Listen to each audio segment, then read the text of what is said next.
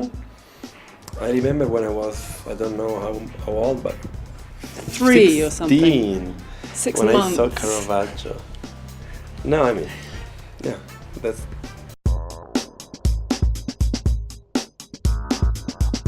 A number of people ask me that question, and I find it very difficult to even think about that question, because that would presuppose that the character existed before one approached it. I mean, we just dreamt it up. I mean, it wasn't a question of... I mean, the film came out of a conversation that we've been having for about 11 years, I would say. I mean, we've been friends for nearly 20, but about 11 years ago, we started talking about a kind of cinema that we were interested in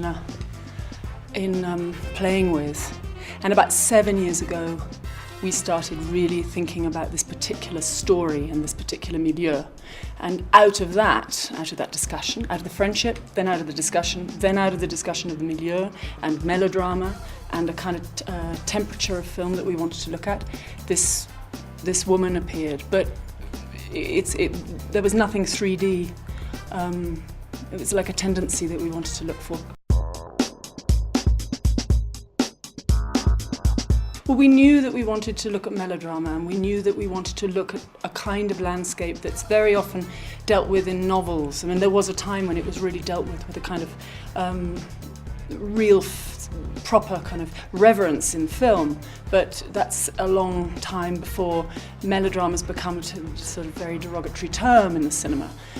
But novels, you know, still it's possible to look with a kind of meticulous detail at a milieu, at a family, at a kind of inner life of a character in novels, which is not so common in modern cinema to look at it. So we knew we wanted to make something modern in that way, and out of that came this story about an alien woman in a kind of circumscribed milieu. I think that, you know, the idea very early, we talked about the revolution of love and the kind of radical nature of love, and of course to place the revolution of love within a kind of high capitalist environment was something we were very interested in doing.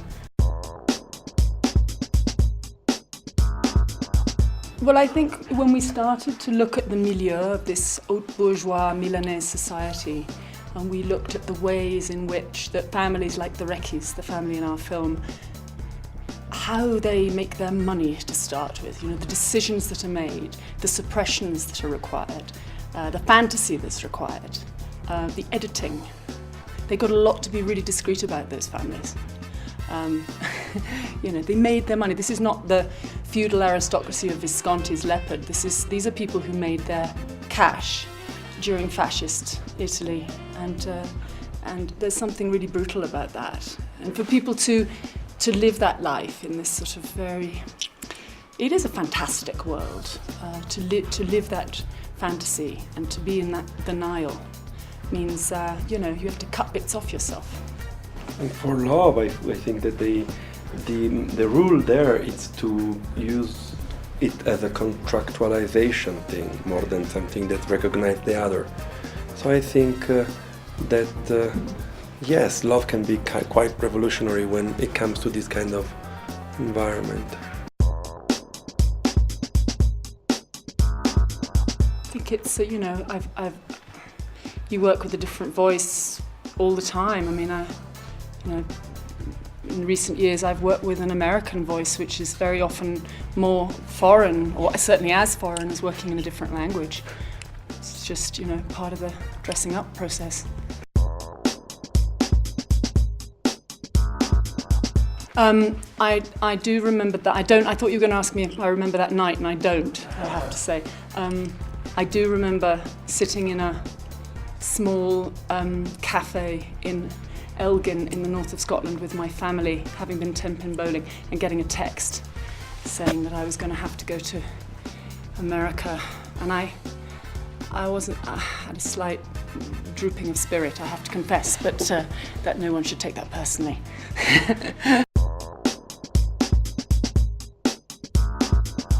We would like to remake Anti-Mame, because we feel that Anti-Mame should come back in the world. She's ready to come back. what we want to do is we want to remake the book. We don't necessarily want to remake the film or the musical. We would like to look at Patrick Dennis's book again.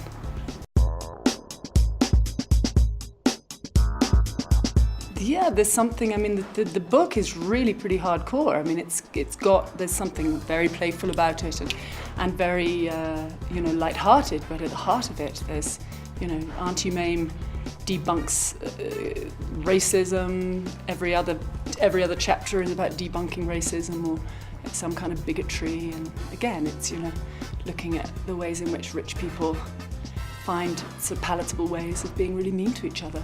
Yeah.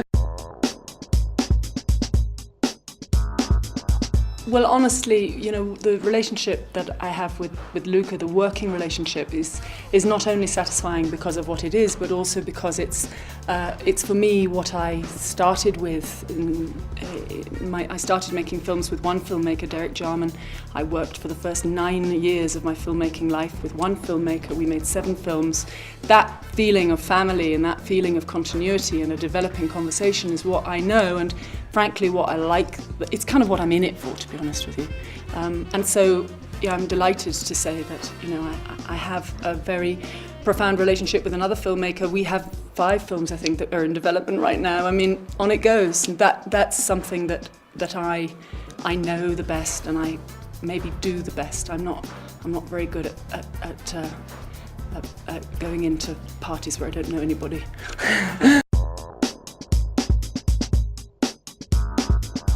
The major differences between the Italian audience and the rest of the world, I would say, I think that from everywhere we were also in Busan, in Marrakesh, in France, the reaction were always very warm and very surprising, but always very into a relation with the movie. In Italy, maybe because it was the first and we had to break the ice, I felt, also because I was still in the middle of the making of the movie, less compelled by the reactions, even though we had fantastic screening there. So I think it's like never that you are not a prophet in your country, you have to come back after a round there. So I'm very curious to see what's going to happen when I'm going to release the movie there in March, because we are going to go to Berlin, and